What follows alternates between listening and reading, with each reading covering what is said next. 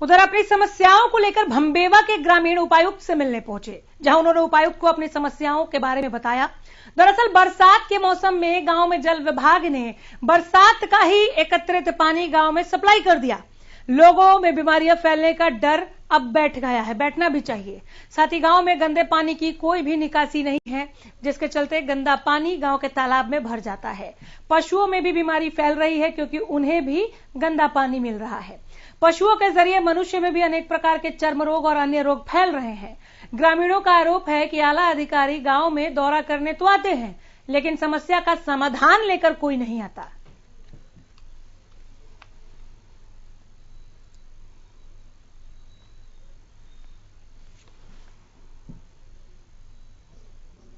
तस्वीरें तब की जब उपायुक्त से मिलने पहुंचे हैं ग्रामीण। भंबेवा के लोग हैं, ये बहुत परेशान हैं। गंदा पानी जो इन तक पहुंचाया जा रहा है, जिनकी जिम्मेदारी है कि इन तक साफ पानी पहुंचे, क्या वो उस पानी का इस्तेमाल कर सकते हैं? नहीं कर सकते तो तुरंत प्रभाव से इनको ये पानी देना चाहिए। एक और प्रदेश सरकार जल को लेकर अलग अलग योजनाएं लेकर आ रही है, जो विकास की नई परिपाटी लिखने का, गढ़ने का काम करेंगे। दूसरी ओर भंबेवा के लोग साफ पानी के लिए उपायुक्त से मिलने पहुंच रहे हैं कि बहुत हो गया जनाब, साफ पानी नहीं मिल रहा। ना हमारे गांव के लोगों को, ना हमारे गांव के पशुओं को ऐसा क्या गुनाह हो गया। अनूप कुंडू हमारे संवाददाता जुड़ गए हैं ज्यादा जानकारी के साथ। रमाकांत है। रमाकांत, विस्तार से बताएं कि जब गंदे पानी की वजह से परेशान होकर ये लोग उपायुक्त से मिलने पहुंचे, ग्रामीण पहुंचे, तो उन्हें क्या भरोसा दिया गया?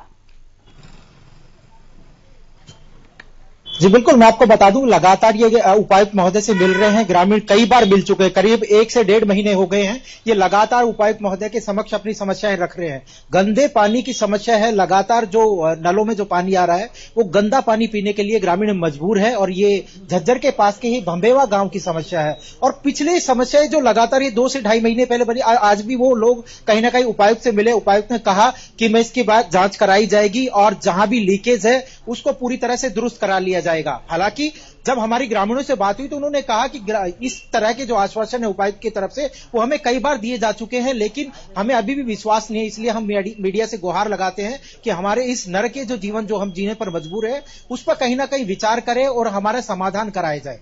जी बिल्कुल। और इस आश्वासन के साथ ग्रामीण वापस लौटे कि कब तक उनको उसका समाधान मिलेगा? क्या कुछ उपायुक्त ने कहा? थोड़ा और विस्तार में अगर पता चल जाता है कि ये समस्या कब से चली आ रही है, तालाब में गंदा पानी जो इकट्ठा हो रहा है, ये समस्या कब से चली आ रही है? जिस गांव में पशुओं तक के पीने के लिए पानी नहीं है, लोग कैसे गुजर बसर कर पा रहे होंगे? इस तस्वीर को और ज्यादा साफ कीजिए।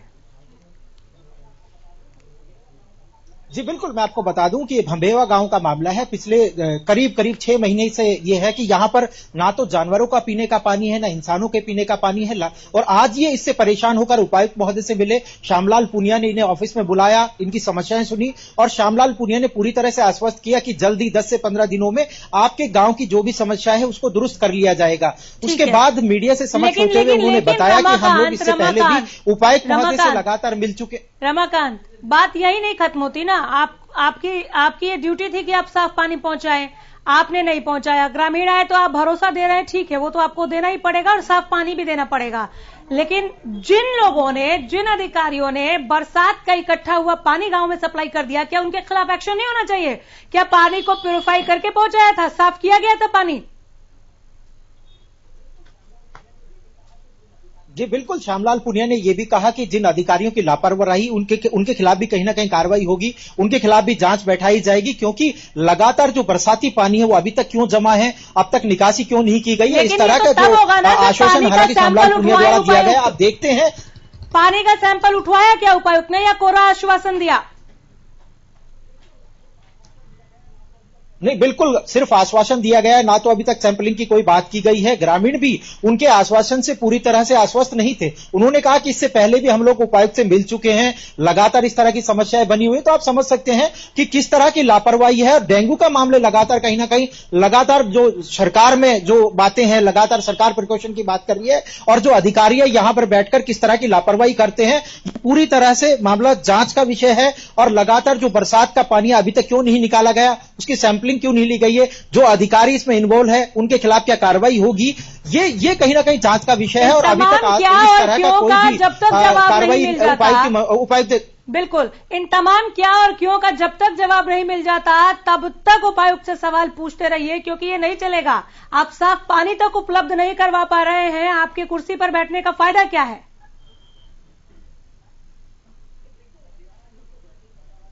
जी बिल्कुल, हरियाणा न्यूज को जैसे ही पता लगा कि भंबेवा के ग्रामीण आ रहे हैं और पानी जो पीने का पानी है वो तक नहीं है, तो हम लोगों ने बिल्कुल प्रायोरिटी पर लेकर इस खबर को पुख्ता से दिखाया और हम लोगों ने उपायुक्त से भी जानने की कोशिश की। उपायुक्त ने हालांकि कहा कि हम लोगों ने इन लोगों से बात किया। असर आ जाए, उपायुक्त कब तक साफ पानी पहुंचाते हैं?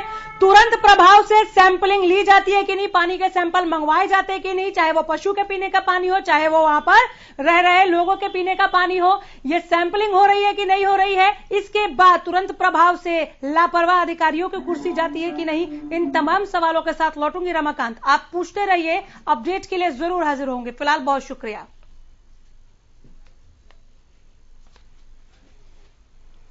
भी पानी भराव जैसे बरसाती पानी और गांव में पीने के पानी की समस्या, तकरीबन 3 साल से हमारे गांव में पीने का पानी नहर ही नहीं आया है। एक ट्यूबवेल गांव वालों ने लगवा रखा है, उसके जरिए से ही हम वो पानी पीने लायक नहीं लेकिन पी रहे हैं, पीने लायक नहीं है पी रहे हैं। 400 TDS उसका तकरीबन है। नहीं तो पानी की निकासी है जलघर से, उसकी मरम्मत होनी है। और नहीं पीने का पानी हम डीसी साहब से इसीलिए आए हैं कि हमें पीने का पानी मिले और गाँव में जो पानी भरा है उसकी निकासी के लिए। पीने के पानी की जो नहर से पीने की लाइन दब रही है वो बिल्कुल बंद है, जिससे वाटर सप्लाई में वो पानी आ ही नहीं रहा नहर का। हाँ, बीमारियों का भी खतरा हो गया। और पीछे 1 महीना तो हमारे गांव में चोए का पानी सप्लाई कर दिया विभाग ने, जिससे उल्टी, दस्त, चर्म रोग वगैरह ये कई समस्याएं लोगों को झेलनी पड़ी। हाँ, पहले SDM साहब से भी मतलब एप्लीकेशन दे चुके हैं, DC साहब से भी, विभाग को भी सूचित कर चुके हैं। और दूसरा हमारा ड्रेनेज सिस्टम का बिल्कुल ही भी सुविधा